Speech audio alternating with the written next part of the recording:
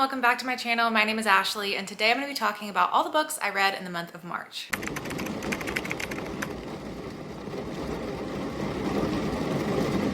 I don't know if it's just me, but March felt a million years long. So when I'm looking back at all of these books that I read in March, it feels like it's been so long since I read some of them. But luckily, I vlogged pretty much every book that I read this month. I did so many reading vlogs in March. So pretty much all of these books are going to be captured in a reading vlog where you can go to hear my full in-depth thoughts and reactions as I was reading the books. And it may be a little bit more reliable because I feel like my brain's a little jumbled and I'm having trouble remembering some of these books. So with that being said, let's go ahead and jump on into the books. The first books that I have to talk about are 3 books that I read for a new mystery thriller reading vlog that I did at the beginning of the month. And in that vlog, I read The Paris Apartment by Lucy Foley, This Might Hurt by Stephanie Roble, and Good Rich People by Eliza Jane Brazier. Starting off with The Paris Apartment, I know this is one of the most highly talked about books this month. It was a huge release. So many people were super excited for it. So you probably already know what it's about, but in case you don't, it is a new mystery thriller book from the same author as The Guest List. In this story, it's set in Paris and you're following this woman who is moving into her brother's apartment building. She's supposed to be moving into it with him, but when she gets there, he is not there. He's nowhere to be found, and she's trying to investigate why he's gone missing. And so she starts getting to know everyone in the building, and everyone in the building seems a little bit suspicious. Overall, I had a good time reading this story. I'm glad that I read it. I really loved The Guest List, so I was really hoping that I was going to love this as well, but it just didn't quite work for me the whole way through. I think the idea of this book was good. I liked the twist that came into the story, but overall it was just a really slow read. And so for so much of the book, you're like, when is it going to pick up? And it just doesn't pick up for a lot of the time. There's also some things with the ending that I just found kind of ridiculous with the way things are all wrapped up. So again, I talk a lot about this book in that reading vlog and the other ones. So if you want to hear my full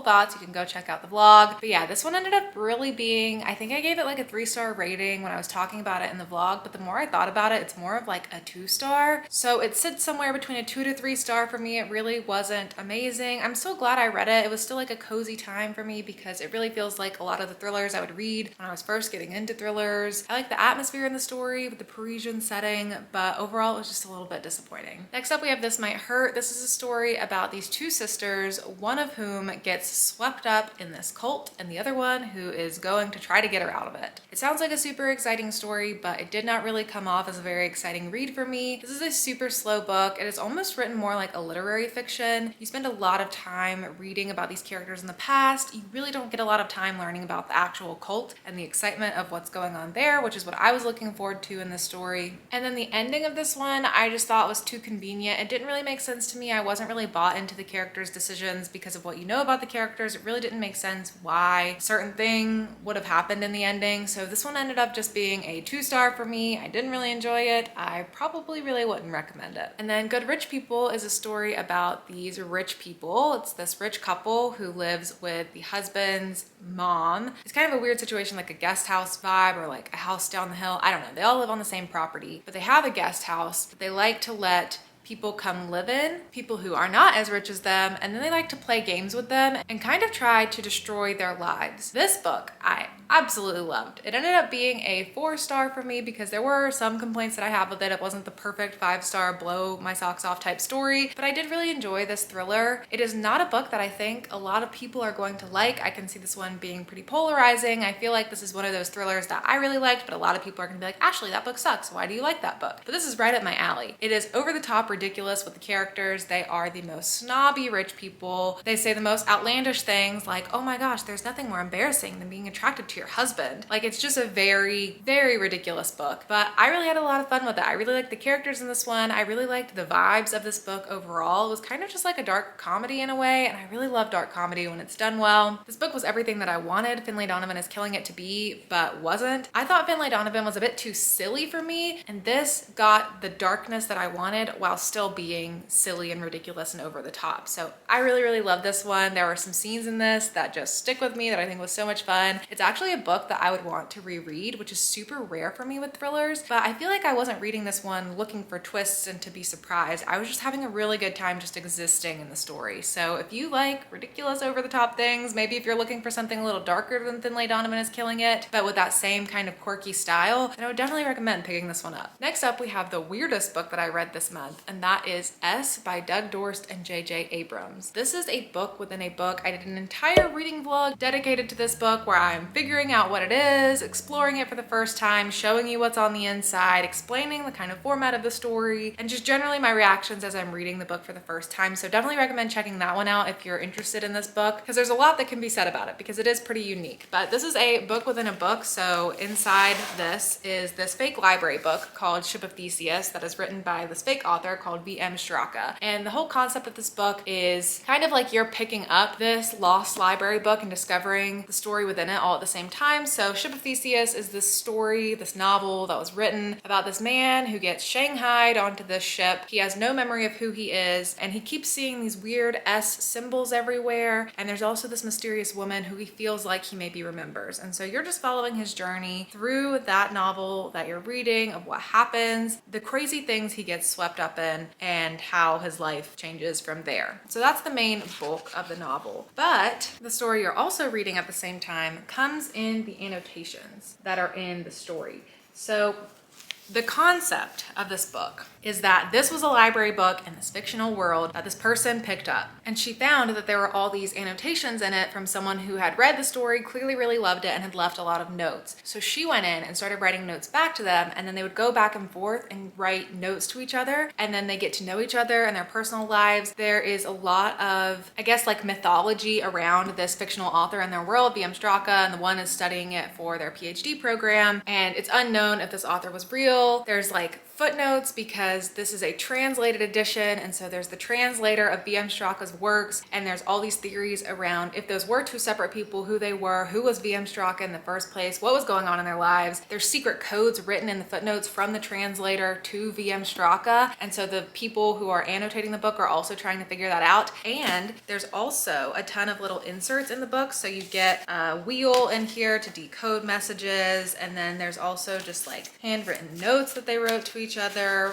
postcards with little writings on them, newspaper clippings. It is just a very unique, interesting story to read. The closest thing I can compare it to is House of Leaves, if you're familiar with that. I've read both of those, so I have a reading vlog for House of Leaves, I have a reading vlog for Ship of Theseus. So if you're interested in those kind of unique stories, you can check those out and see my thoughts on both. I think this one is a bit more accessible than House of Leaves if you're looking to have a unique story experience. This one kind of reminds me of doing one of those murder mystery board game boxes where you like have clues and case files and you're reading them and trying to piece the story together. This is a little bit more similar to that. House of Leaves is just a bit more complicated in my opinion, and I think this one is an easier entry point to that if you're trying to read something like that. But House of Leaves is more horror, and this is more like sci-fi fantasy. So it also is going to depend on your genre preferences. I actually found that the novel in this, the Ship of Theseus novel by V.M. Straka, was relatively boring, and I wasn't super engaged in that part of the story. But I really loved the annotations and getting to know those characters and seeing their relationship as they were growing together. And they also end up getting put in some dangerous circumstances because they're investigating everything that's going on, and so there's also like a little bit of high stakes around that. So yeah, I really enjoyed this. I had a fun time with it. It's hard to rate on a typical 5-star scale compared to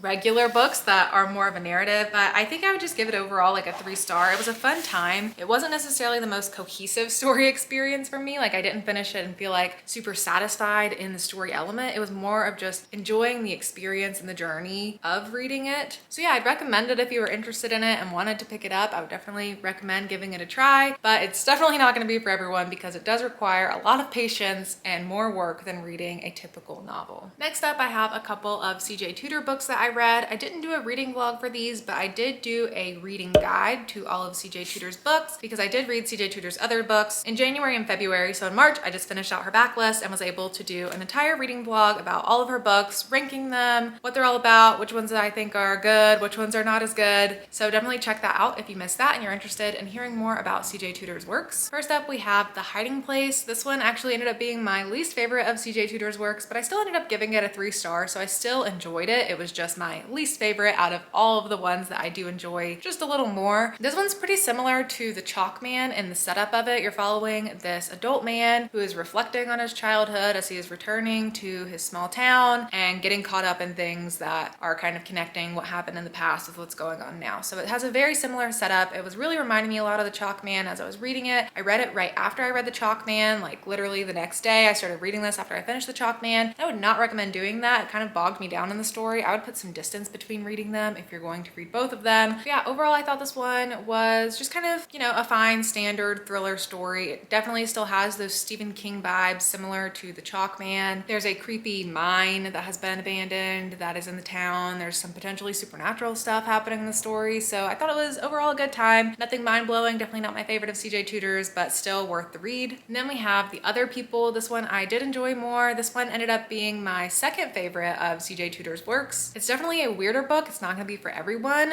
This one, you're not really gonna know what's going on for the first half of the book. It's pretty just like weird and confusing and unexplained. It takes about halfway through the book before you understand what's really going on in the story. But once you understand what's going on, I really liked what this book was about. I thought it was super interesting. I've never read a thriller that covers this topic before, so I had a good time with it. I ended up giving it 4 stars. I will say there is some unexplained magic in this book, so if you don't like things that are a little more ambiguous, then maybe I wouldn't recommend this for you. But if you're okay being kind of confused and just being along for the ride and just reading something kind of weird, then I would definitely recommend this to you. Next up, we have The Book of Cold Cases by Simone St. James. This was my first community buddy read that I've done on my channel, so I vlogged my experience reading this book and premiered the vlog so everyone who read it this month along with me could watch that and chat along with me. So if you missed that, make sure to go check it out. I will link that down below along with all the other vlogs that I'm mentioning in this video. But if you have seen that vlog, then you know that I did end up enjoying this book quite a bit. This is a story about this woman who is a true crime blogger on the side, and she ends up getting the opportunity to interview this really infamous woman in her small town who was accused of 2 killings many years ago, but ended up getting acquitted for that. But the mystery's really never been solved as to whether or not she did it or not. So she gets the chance to interview her, learn her side of the story, and try to piece together what actually happened all those years ago when 2 men were just randomly murdered in their town. Similar to Simone St. James' other works, this one also has supernatural elements in the story, so you've got some ghosty vibes and some haunted house vibes in this one, and I had a pretty good time with it. I ended up giving it a 4 star overall. I do think it is a little bit of a slower story because it is more mystery based, and so a lot of the book is just about figuring out what all happened in the past, and then you get flashbacks in the past and spend a lot of time there for a portion of the book. And there were some specific things about the ending that I didn't totally love how it played out, but overall I still had a good time with this one. I would definitely recommend it if you like some spooky thriller reads. And I'll say I found this book to be super cozy. So if you like cozy books, like cozy spooky books that you can cuddle up on a rainy day and read, this is the perfect book for that. And then lastly, for all of my reading vlogs that I did this month, we have the books that I read for the Backlist readathon, which is a readathon that is hosted by Jacqueline, where the purpose is to just read as many Backlist books as you can within the week. So I ended up reading a couple. First up, we have The Lost Village by Camilla Sten. This is a horror book that is said to be the Blair Witch Project meets Midsummer. And I know a lot of people really hated this book. I've heard it got terrible reviews, but I ended up getting it gifted to me before I heard all the terrible reviews, and so I was excited for it. It was gifted to me. I was super excited for it, and then I saw terrible reviews, and so I put off reading it. But I still wanted to give it a try and just give it my own shot to see if I ended up liking it. The story is about this woman who is a documentary filmmaker. She ends up getting a crew together to go to this village, and this village has a lot of dark history around it because many years ago, everyone in the village just vanished without a trace, except for this one woman who was like burned at the stake and a baby. And so this documentary film crew is going to this village to try to create a documentary and kind of piece together what happened to all of these people. Long story short, I probably should have listened to everyone. This book was not that good. I did not have that great of a time with it. I ended up giving it a 2-star rating, but I also wondered if it was just because I was so biased and I wasn't expecting this to be a good book. I had heard so many bad things about it that it was kind of hard for me to enjoy it while I was reading it. And so I guess I'll never know what my unbiased take would have been on this book, but I did find it to be pretty slow, and I just didn't like what was done with some of the characters. I didn't like the way mental health was framed throughout the story, and so it just didn't really end up working for me. So yeah, probably just wouldn't recommend this one. Would probably agree with everyone else, but I am still interested in other stuff from this author. I know she has a new book coming out pretty soon, and I do still think I want to check that that one out, but who knows? If it ends up getting a bunch of terrible reviews, maybe I also will not be checking that one out. Next up, we have Yes Daddy by Jonathan Parks Ramage. This is kind of a literary fiction story that has some horror elements. I'm really not sure how this ended up getting marketed. I really haven't heard a ton about this book, but when I hear people talk about this book, they end up giving it really high ratings, and so I decided that I just wanted to pick it up. I got it really cheap on Pango Books, and I wanted to give it a try. What this story is about is this man named Jonah who moves to New York, and he wants to be a playwright, and he ends up getting the opportunity to meet this older man who is a successful playwright, and he decides that he wants to seduce him so that he can get in a relationship with him, because that will kind of help him advance his career. Along the way, he does end up also having feelings for the dude. He's 25 and the older dude's like at least 50, so there's a very large age gap between them and a very uneven power dynamic. They end up entering a relationship together. The older man invites him to go stay in the Hamptons with him over the summer at this place where he stays with all these other rich people, and then things get super dark once they get there. So this is really a story about class and privilege and power dynamics, and it really ends up being this really nuanced take around being a victim and what that means and what it means to be complicit. It's a debut novel, so I was really impressed with it. I thought it was incredibly well written. It's one of the more well-written books that I have ever read. It's just really well done in terms of crafting sentences together and saying things in a way that's really impressive but still accessible to read. It is a very draining read because it does cover such heavy topics. There is a lot of talk about sexual assault in this book, so big trigger warning for that. If you don't want to read about that, would not recommend this book to you. This book is also set between the years 2009 and 2018, and so I feel like what it also tries to do is to take a different look at the Me Too movement and look at that through a different lens, through the lens of a gay man, and just different kind of dynamics there. There's talk about Harvey Weinstein in this book. There's just so much going on in it. I feel like it would make an excellent book club pick because there's so much nuance and so many things you could talk about with it. It's difficult to just slap a rating on at the end of the day, but I pretty much think I ended up giving it like a 4-star rating. I think it was really good. There were some things that I question and don't know how I feel about, so that's why it's not a 5-star for me. It just ends up being a 4-star right now, but it's definitely a super thought-provoking read. So if you like thought-provoking reads, this is one that I would very lightly recommend to you and say, maybe if you feel like this is something you want to read about, check out the synopsis, give it a try, and hopefully you can appreciate it for what it is. I also finished the book Perfect Days by Raphael Montes. Since filming the rest of this video, I had to film a little early this month because I have a lot going on at the end of the month, but I ended up really enjoying this one. It was a 4-star for me. It's about this guy who gets really obsessed with this woman, and it gets super dark. It's like a psychological thriller, but it also kind of feels like a horror book at the same time. It really reminds me of the book and the show You, and the guy has major Joe Goldberg vibes, so if you like stuff like that, I would definitely recommend this one to you. And if you want to hear any more about it, I talk a lot about it in my vlog.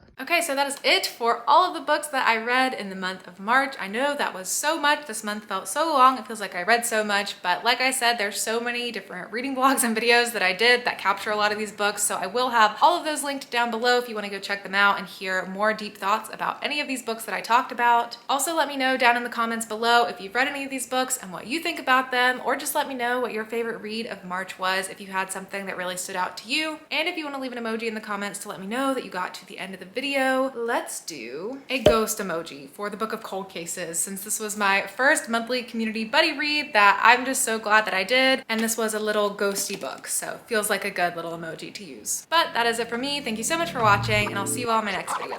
Bye!